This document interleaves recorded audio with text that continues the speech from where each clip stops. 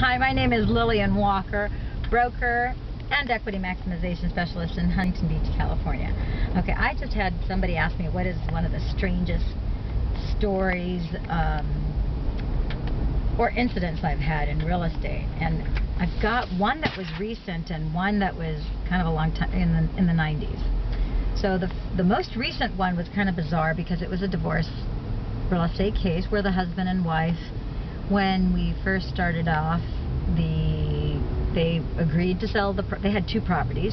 They had agreed to sell, they actually agreed to sell both. And so we had their one property where we got a buyer right away to put an offer on the home, full asking price, etc. They pretty much, the buyers were really Johnny on the spot. They did everything, their inspections right away. They signed off on all their disclosures. They got their loan financing in place. They were just solid A-plus buyers.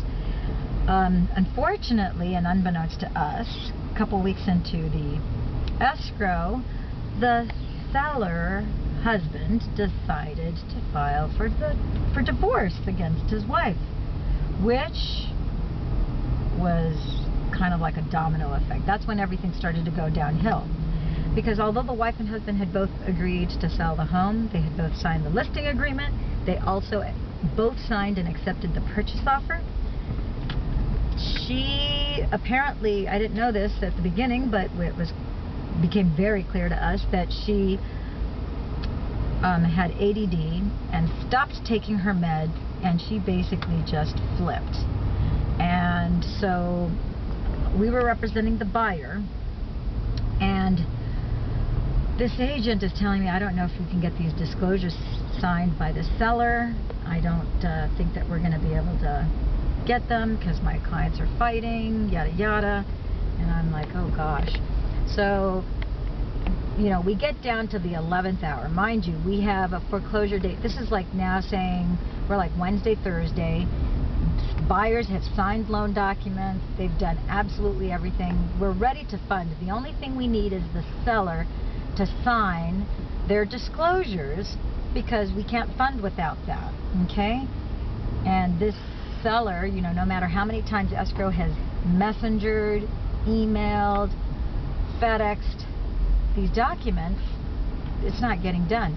Not to mention, we also need the grant deed signed by the seller granting to the new buyer, and then escrow holds on to it until everybody does everything they're supposed to, etc. So I decided, okay, well, let me step in here. Let me see if I can go visit the seller. Let me visit the wife, see if I can talk some sense into her. And I go, what girl doesn't love chocolate? What girl doesn't love flowers? I said, let me, you know, maybe she needs somebody to just, you know, humor her. So I bought some flowers. I bought a giant-sized chocolate Hershey's bar and made my way over there. So I get to her house, and I can't believe what I'm seeing. First of all, she had ripped the real estate sign off and had thrown it to her side yard and put it where the trash was. But that wasn't what was so alarming. What was so alarming was when you looked at her front door, she had these very peculiar signs that made no sense whatsoever. And she had terms on there that I'm like at the front door Googling it, trying to figure out. You know, she had like the name of 2 or 3 people in there, like so-and-so and so-and-so, you know what you've done, and you are subject to whatever the strange word was, like not brouhaha, but it was something to that effect, something that I'd never heard of. And I thought, well, I wonder what, I have no idea what culture or what that means. I had no idea. I was like, what's going on here? So I'm Googling, I'm not finding really anything, and then the next notification was saying, you know, do not trespass. There are not only signs, but surveillance cameras, security cameras everywhere. I can see you. If you try and come in, you're going to be in big trouble, and all these threats and everything. And it was just not very rational, the writing and so forth. So I thought, well, that's kind of strange. And when I looked through the windows, because all the windows of the house were open, you looked inside, the lights were off. It was daytime though. So, and there's no sign of life inside the house. And I thought, oh gee whiz, that's kind of strange. But, you know, if there's only one person in the home, that's not uncommon. She might be upstairs. I rang the doorbell. I called out her name into the, you know, into the windows. Nothing. The lockbox was still on there, and she was clearly had a message on there directed to her realtor not to use the lockbox, not to touch it, etc. And I thought, gosh, how do I get in touch with her? And then, so I just tried appealing to her and, you know, humoring her and empathizing with her. No such luck. So I decided, let me go walk to the neighbors' houses, and maybe, you know, maybe somebody knows her well, and maybe they can be of help. So sure enough, I knocked to the neighbor to the left, the neighbors across the street, 2-3 of them across the street. Everybody said the same thing. Oh, you need to be careful. She's very strange. She comes out every other day to the street, and she's yelling at everybody in the neighborhood that she hates everybody, and after she's done screaming, she gets into her car and then she dashes off, and then usually we don't see her for another 2 days. And sometimes we see, you know, the husband, yada yada, and I thought, wow, this is odd. I said, well, how long has it been since you've seen her? They're like, oh, now that you mention it, we actually haven't seen her in like 4 or 5 days. And I said, you're kidding me.